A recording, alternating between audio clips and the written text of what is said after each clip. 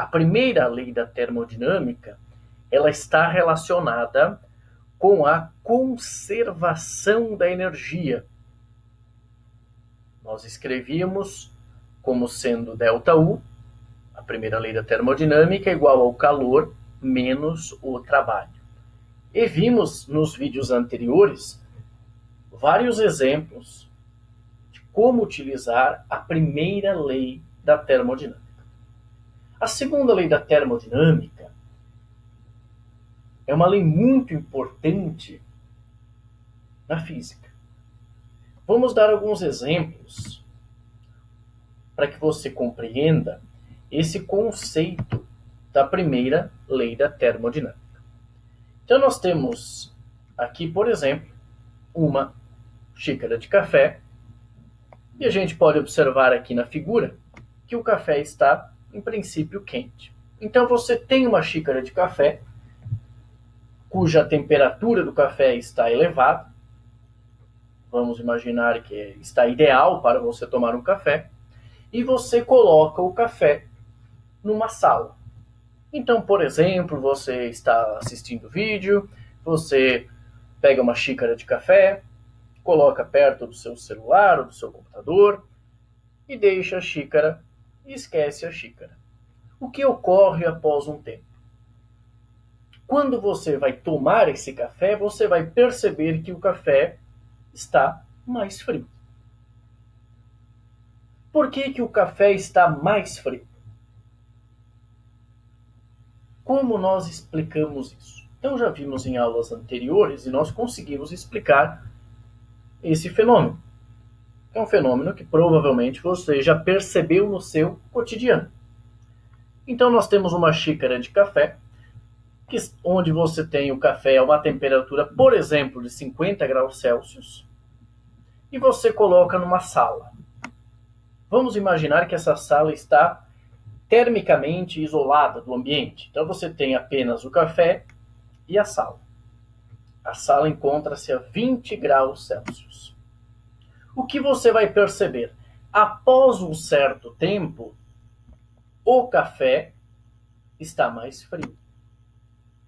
E se fosse possível medir a temperatura da sala, com muita precisão, iríamos perceber um pequeno aumento de temperatura na sala.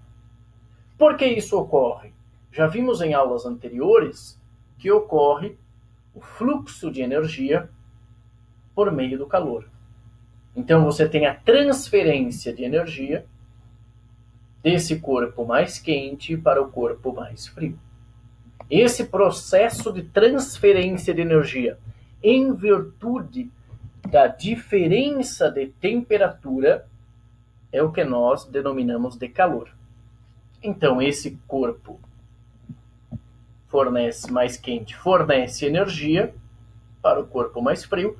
Como ele fornece energia na forma de calor, ele diminui a sua temperatura. A sala tem um aumento, devido às dimensões da sala, esse aumento é muito imperceptível, até que eles atinjam o equilíbrio térmico. Nós podemos explicar isso em termos de energia, conforme vimos em aulas anteriores.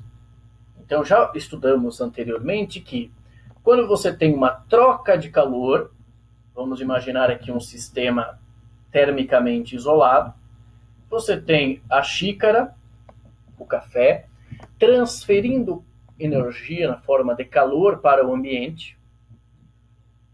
Como esse sistema está termicamente isolado, nós podemos utilizar a conservação da energia.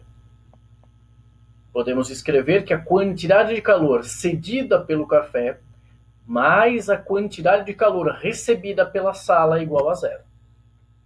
Então, apenas como exemplo, se o café perde 100 joules de calor, a sala recebe 100 joules de calor. Percebam que aqui ocorre a conservação da energia. O café perdeu 100 joules e a sala recebeu 100 joules, por exemplo. Então esse café esfriou, a sala esquentou até que eles conseguiram atingir o equilíbrio térmico. Agora, por que o inverso não ocorre? Você deve estar pensando, talvez, professor, como assim o inverso? Se eu colocar uma xícara de café e o café está quente numa sala, ele vai esfriar até atingir o equilíbrio térmico com a sala. A sala vai esquentar um pouquinho. Como assim o inverso? Por que não acontece o seguinte? Por que quando você coloca o café, vou voltar nesse slide anterior, por que quando você coloca o café na sala, a sala não esfria e o café esquenta? Isso significaria, se fosse possível, se isso fosse possível, você colocaria, por exemplo, uma xícara de café, o café está morno, por exemplo, o café vai ficando cada vez mais quente, ele recebe 100 joules, e esses 100 joules vêm do ambiente. Então o ambiente vai diminuir a sua temperatura, fornecendo calor para o café que vai aumentar. Se o ambiente perder 100 joules de calor, o café deveria receber 100 joules de calor. Na prática, isso significaria que você poderia colocar, se fosse possível, uma xícara de café que está a uma temperatura, está morno, e depois de um tempo ele estaria com a água quase fervendo. Por que isso não ocorre? Sempre que você colocar uma xícara de café, mesmo que o café esteja quente, sobre a mesa, na sua sala, por exemplo, o café vai esfriar. O café não vai esquentar espontaneamente, ao custo da refrigeração da sala. Então não ocorre esse processo. Quer dizer, quando você coloca uma xícara de café no ambiente, o café não vai esquentar e a sala vai esfriar. Mas percebam, se o café esquentasse às custas do esfriamento da sala, você poderia ter a primeira lei da termodinâmica, a lei da conservação da energia.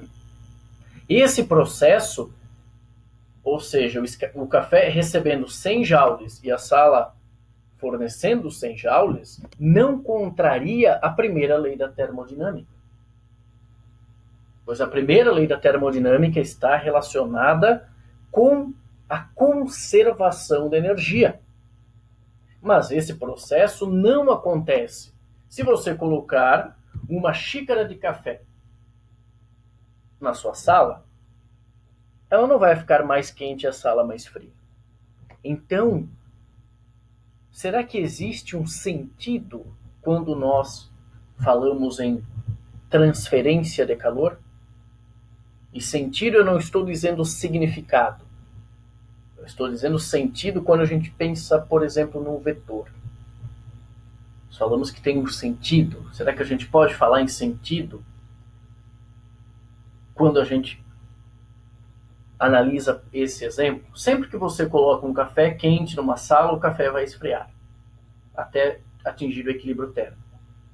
Se ocorresse o oposto, isso não estaria em desacordo com a primeira lei da termodinâmica, pois a energia, a conservação da energia continuaria válida. Por que isso não ocorre? Porque a segunda lei da termodinâmica afirma que isso não é possível. E nós temos vários enunciados da segunda lei da termodinâmica. Vou nessa videoaula apresentar 2 enunciados. Por que não ocorre esse processo inverso espontaneamente? Por que esse processo não ocorre? Vamos observar o enunciado de Clausius para a segunda lei da termodinâmica. De acordo com Clausius, não há nenhum processo cujo único efeito seja o da transferência de energia de um corpo frio para um corpo quente.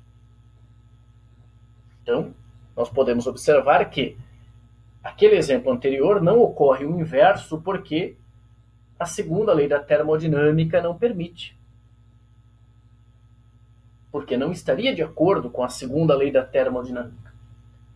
De acordo com o enunciado de Clausius, não há nenhum processo cujo único efeito seja da transferência de energia de um corpo frio para outro corpo quente. É possível fazer um corpo frio ficar mais frio e um quente mais quente? Sim. Mas esse não é um processo espontâneo. Espontaneamente, você não tem transferência do calor do corpo frio, de energia do calor, o calor transferindo-se do corpo frio para o corpo quente. Esse não é um processo espontâneo.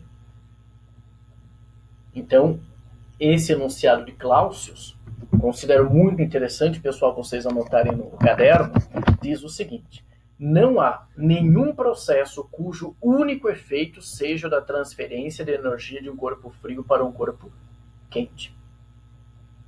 Então, esse processo não ocorre. Ele não ocorre, e a explicação por que não ocorre tem a ver com a segunda lei da termodinâmica. Então, esse é um processo importante. Na geladeira, no refrigerador, você tem um corpo frio ficando mais frio e um corpo quente ficando mais quente. Mas veja bem que você tem que realizar trabalho. Você tem que ligar, por exemplo, a geladeira na tomada para que ocorra um processo termodinâmico que possibilite esse efeito. Mas você está adicionando algo a mais no conjunto aqui do sistema termodinâmico. Ok. Quando a gente fala, então, em termodinâmica, nós já vimos que, de acordo com o enunciado de Clausius, não há nenhum processo cujo único efeito é transferir energia de um corpo frio para um corpo quente. Quando nós falamos em máquinas térmicas, conforme já falamos na termodinâmica, qual é o objetivo de uma máquina térmica? Fornecer, utilizar o calor de uma fonte para produzir trabalho. Nós vamos representar as máquinas térmicas utilizando um diagrama. Então, esse diagrama representa uma máquina térmica. E nesse slide eu faço uma pergunta: será que essa máquina térmica ela é possível? Uma máquina térmica ela vai ela pode, por exemplo, receber calor, receber energia na forma de calor. Então, esse calor ele vem de um reservatório quente. Em alguns locais você encontra o termo fonte quente, que está numa temperatura Tq. Então, esse reservatório fornece energia na forma de calor à máquina. Se fosse possível, quer dizer, essa máquina nesse desenho, o que a máquina quer fazer? Ela quer fazer trabalho. Se essa máquina que eu estou desenhando fosse possível, o que poderíamos concluir? Poderíamos concluir que todo o calor recebido é transformado em trabalho. Então, nós temos aqui uma fonte quente que fornece calor à máquina e ela quer realizar trabalho. Será que essa máquina ela é possível? Ela é viável? Pois teríamos uma máquina aqui, funcionando aqui ciclicamente, com um rendimento de quanto? De 100%. Por quê? Porque toda a quantidade de calor foi transformada em trabalho.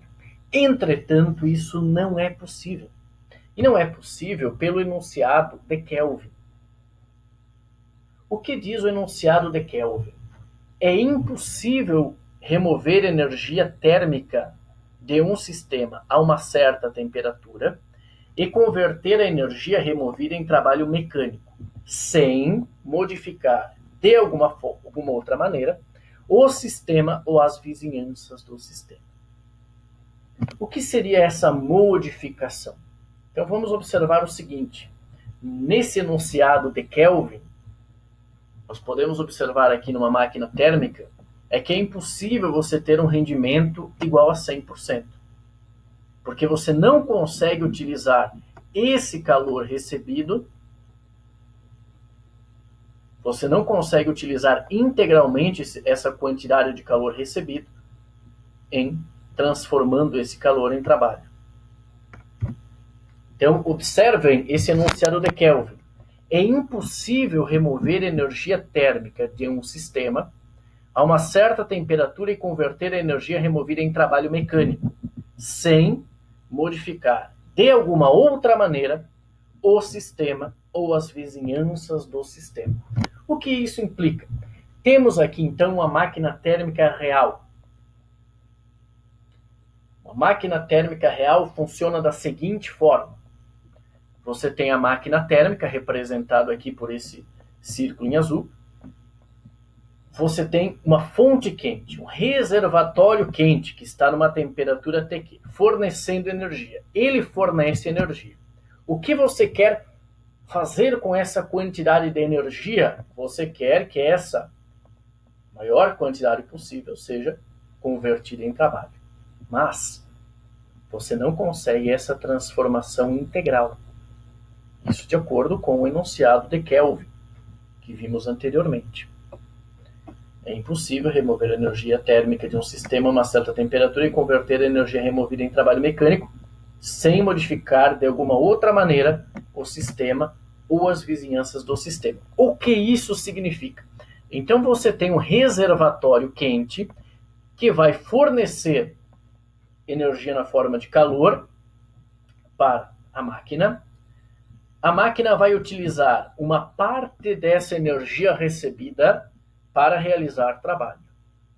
E uma parte dessa energia é jogada, é direcionada para um reservatório frio. Aqui está quente, pessoal, foi só um erro de digitação, mas é reservatório frio.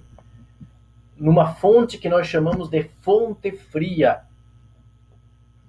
Essa fonte fria pode ser, por exemplo, o ambiente. Pode ser o meio ambiente. É um exemplo, depende da máquina. Então, observem como funciona uma máquina térmica. Você tem aqui uma máquina térmica, você tem um reservatório quente que fornece energia na forma de calor. Essa fonte é a fonte quente. Uma parte dessa energia é realizada em trabalho e uma outra parte que não é utilizada é despejada no reservatório frio, na fonte fria, que está a uma temperatura menor do que o da fonte quente. Isso está de acordo com o enunciado de Kelvin. Então percebam que o enunciado de Kelvin diz que é impossível que esse processo, a transformação integral de calor em trabalho, ocorra sem se modificar o sistema ou as vizinhanças do sistema. O que isso implica?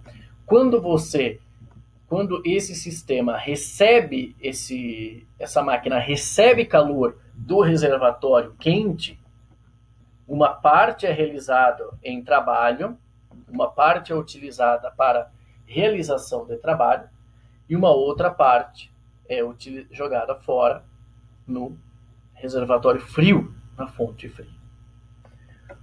Qual é o objetivo, então, de uma máquina térmica? Nós podemos concluir, então, que é impossível uma máquina térmica que esteja funcionando aqui em ciclos ter um rendimento de 100%, pois é impossível que todo o calor da fonte quente seja transformado em trabalho. O que você almeja, então, numa máquina térmica? Você almeja que você tenha o máximo de trabalho possível para uma determinada quantidade de calor. Nesse sentido, nós podemos escrever também que essa quantidade de calor é igual à quantidade de calor da fonte fria mais o trabalho. O que importa, então, quando estudamos máquinas térmicas, é o conceito de rendimento.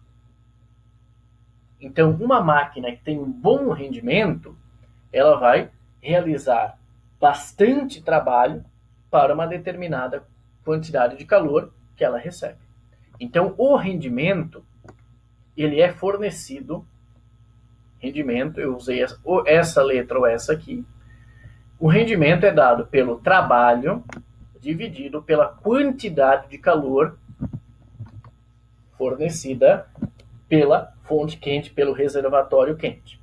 Utilizando a conservação de energia, podemos observar que a quantidade de calor da fonte quente é a quantidade de calor da fonte fria mais o trabalho. Então, podemos escrever quantidade de calor da fonte quente é igual a quantidade de calor da fonte fria mais o trabalho.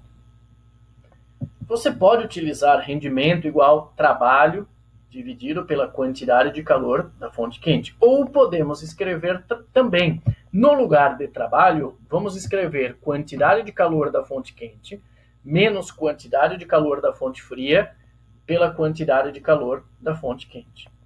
Resolvendo, temos que o rendimento é dado por 1 menos quantidade de calor da fonte fria pela quantidade de calor da fonte quente. Então, o rendimento, vamos calcular utilizando essa equação. Essa aqui, trabalho dividido pela quantidade de calor da fonte quente, ou 1 menos quantidade de calor da fonte fria sobre quantidade de calor da fonte quente.